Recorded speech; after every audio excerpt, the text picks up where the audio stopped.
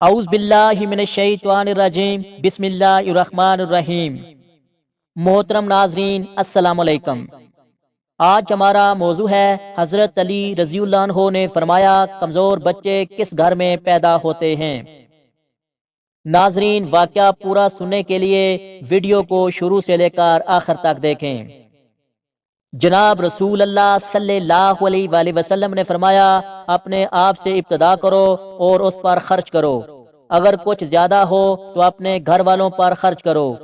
اگر گھر والوں کی ضرورت سے بھی زائد ہو تو اپنے قریبی رشتہ داروں پر خرچ کرو، اور اگر قریبی رشتہ داروں سے بھی زائد ہو تو پھر اس طرح اور اس طرح، یعنی اپنی دائیں بائیں اور سامنے کے لوگوں پر خرچ کرو۔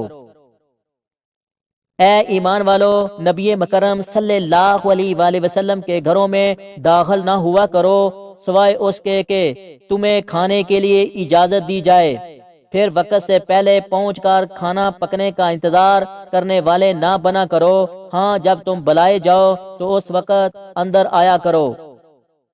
پھر جب کھانا کھا چکو تو وہاں سے اٹھ کر فوراً منتشر ہو جایا کرو، اور وہاں باتوں میں دل لگا کر بیٹھے رہنے والے نہ بنو۔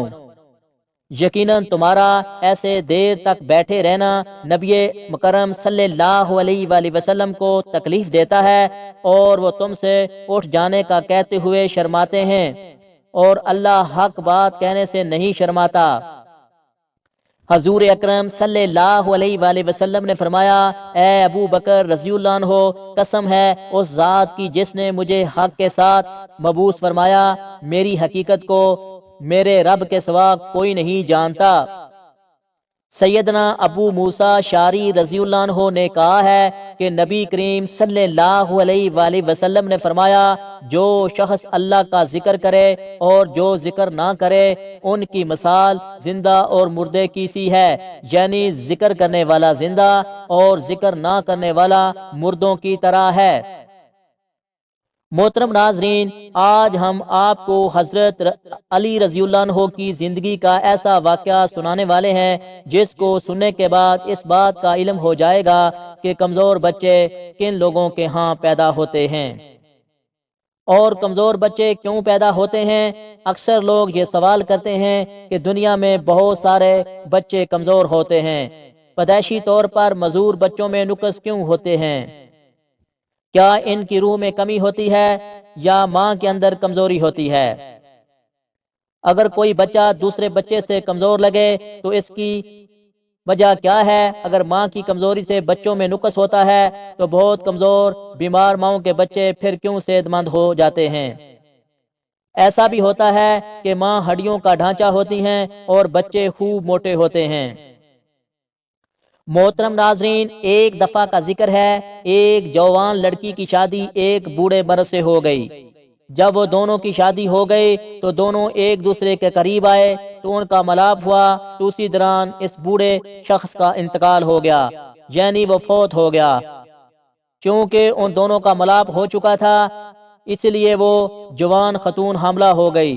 جب چند مہینے بعد اس کا بچہ پیدا ہوا تو سوال اٹھنے لگے بوڑھا شادی کے وقت فوت ہو گیا تو پھر چھوٹا بچہ کس کا ہے؟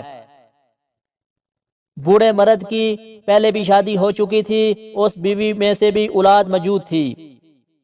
اس لڑکے نے الزام اپنی سوتیلی ماں پر عائد کیا کہ اس خاتون نے زنا کیا ہے اور بچہ ہمارے باپ کا نہیں ہے، یہ اس شخص کا بچہ ہے جس کے ساتھ اس نے زنا کیا ہے۔ اس کی وجہ سے یہ بھی وہ نہیں چاہتے کہ اس کو وراثت میں حصہ مل جائے یا دنیا ہمارا بھائی تسلیم کرے۔ فوری طور پر یہ الزام عائد کر دیا۔ یہ واقعہ حضرت عمر رضی اللہ عنہ کے پاس لے جایا گیا۔ اس سوتیلے بیٹے نے وہاں پر الزام صادر کر دیا اور حضرت عمر رضی اللہ عنہ نے بتایا کہ ہمارا باپ شادی کے وقت ہی فوت ہو گیا تھا، اس خاتون نے یقینی طور پر کسی کے ساتھ زنا کیا ہے اور یہ بچہ اس نتیجے میں پیدا ہوا ہے، یہ میرا بھائی نہیں ہے۔ وہ اپنے ہمراہ گواہوں کو لے کر گیا۔ حضرت عمر رضی اللہ عنہ نے وہاں پر گواہ موجود تھے، یہ فیصلہ سنا دیا کہ واقعی یہ خاتون قصوروار ہے۔ لیکن حضرت علی رضی اللہ عنہ وہاں سے گزر رہے تھے، انہوں نے رک کر سوال کیا کیا تم یہ بتا سکتے ہو تمہارے والد کی اس جوان لڑکی کے ساتھ شادی کب ہوئی؟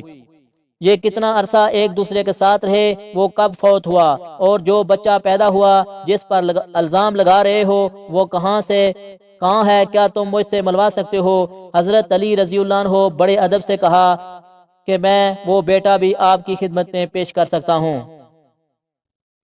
حضرت علی رضی اللہ عنہ نے فرمایا کل اس بچے کو لے آنا اور ان سوالوں کا جواب بھی دینا۔ وہ شخص بچے کو لے کر آیا، کچھ چھوٹے سے بچے کھیل رہے تھے جو اسی عمر کے تھے۔ حضرت علی رضی اللہ عنہ نے اس بچے اور ان بچوں کے ساتھ دوستی کروا دی اور کہا تم آپس میں کھیلتے رہو۔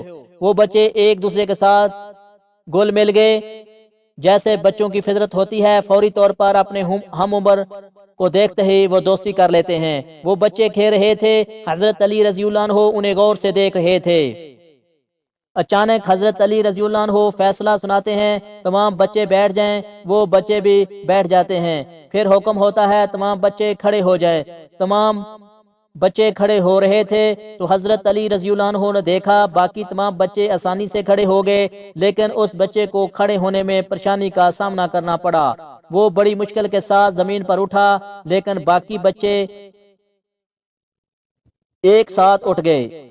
حضرت علی رضی اللہ عنہ نے فیصلہ سنایا یہ وہی بچہ ہے جس کے ساتھ اس خاتون کا نکاح ہوا تھا، یہ کسی اور مرد کا بچہ نہیں، کیونکہ وہ شخص بوڑھا تھا اس لیے بچہ کمزور ہے۔ محترم ناظرین، اس واقعے سے پتہ چلتا ہے جب ہماری شادی اس عمر میں ہوتی ہے جب جوان نہیں رہتے تو اس کے اثرات بچوں پر بھی ہوتے ہیں۔